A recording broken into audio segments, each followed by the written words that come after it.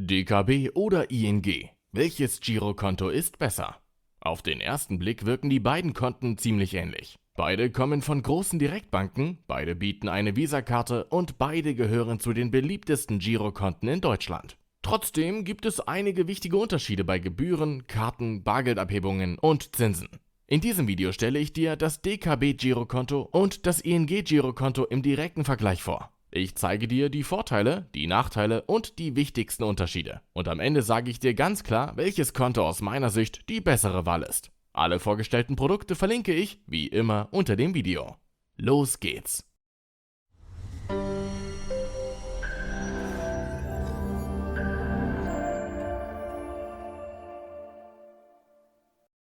Schauen wir zuerst auf die Kontoführungsgebühren. Das Girokonto der DKB ist kostenlos, wenn du einen monatlichen Geldeingang von mindestens 700 € sicherstellst. Dabei muss es sich nicht um ein Gehalt oder eine Rente handeln. Auch eigene Überweisungen zählen als Geldeingang.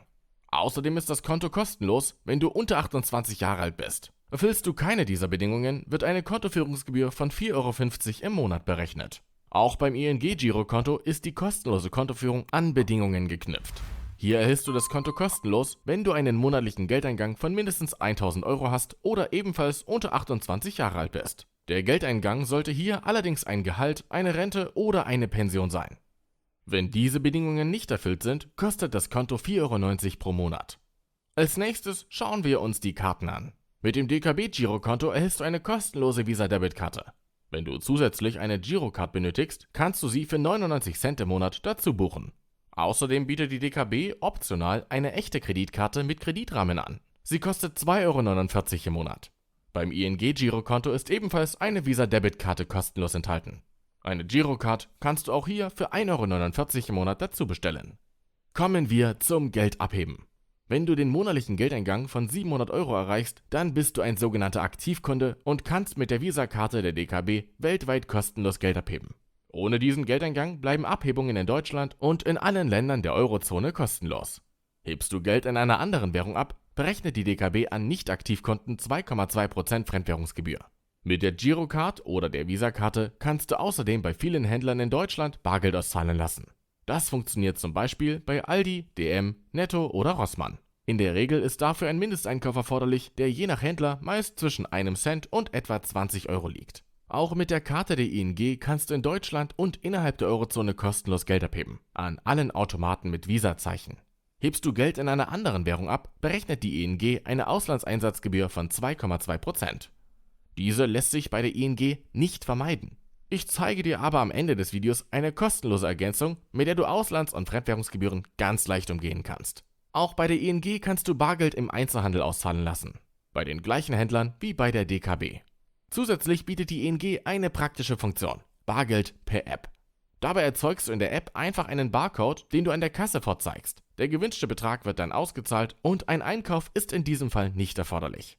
Wichtig zu wissen ist außerdem, dass Automatenbetreiber im Ausland teilweise eigene Gebühren berechnen. Das kommt zum Beispiel häufig in den USA vor. Diese Gebühren werden in der Regel nicht erstattet. Vermeiden kannst du sie, indem du möglichst mit der Karte statt mit Bargeld bezahlst. Schauen wir uns als nächstes die Kartenzahlungen an. Wenn du beim DKB-Konto den monatlichen Geldeingang von 700 € erreichst, sind Kartenzahlungen weltweit kostenlos, egal in welcher Währung du bezahlst. Ohne Aktivstatus berechnet die DKB bei Zahlungen in Fremdwährungen 2,2% Fremdwährungsgebühr. Beim ING-Girokonto sind Kartenzahlungen in Euro kostenlos. Bei Zahlungen in anderen Währungen berechnet die ING ebenfalls 2,2% Auslandseinsatzgebühr. Diese Gebühr kannst du mit der Empfehlung unter dem Video umgehen.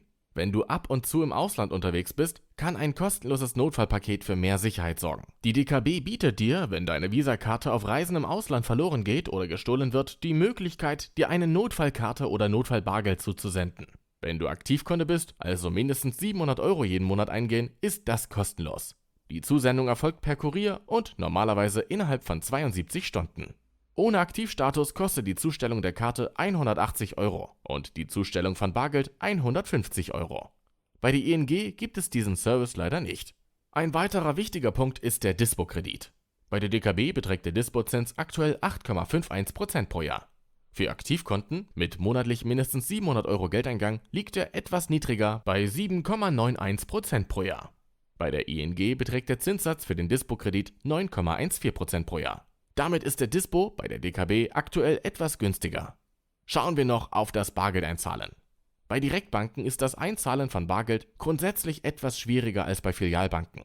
Mit dem DKB-Konto kannst du Bargeld an den Kassen verschiedener Einzelhändler einzahlen. Das geht unter anderem bei Rewe, DM, Penny, Rossmann und Tom. Dafür erzeugst du in der DKB-App einfach einen Barcode, den du an der Kasse zeigst. Für die Einzahlung werden 1,5% Gebühren berechnet. Außerdem sind Bargeldeinzahlungen in den Filialen der Reisebank möglich. Hier werden 9,90 € für Beträge bis 1.000 € berechnet. Für Beträge darüber hinaus fallen 1% bei mindestens 12 € an. Bei der ING kannst du Bargeld ebenfalls über die App im Einzelhandel einzahlen. Das funktioniert unter anderem bei Rewe, DM, Penny oder Tom. Die Gebühr beträgt ebenfalls 1,5% des Einzahlungsbetrags. Alternativ kannst du Bargeld an den Einzahlungsautomaten der ING einzahlen. Hier wird eine Gebühr in Höhe von 1% bei mindestens 2,50 € und maximal 7,50 € berechnet. Für die Einzahlungen am Automaten benötigst du die ING Girocard, die du optional für 1,49 € monatlich dazu bestellen musst. Fassen wir die Konditionen noch einmal kurz zusammen. Die Kontoführungsgebühr beträgt bei der DKB 4,50 € pro Monat, entfällt aber bei 700 € monatlichem Geldeingang. Bei der ING beträgt sie 4,90 € pro Monat und entfällt bei 1.000 € monatlichem Geldeingang. Die Visa-Karte ist bei beiden Konten kostenlos. Eine Girocard kostet bei der DKB 99 Cent pro Monat, bei der ING 1,49 € pro Monat.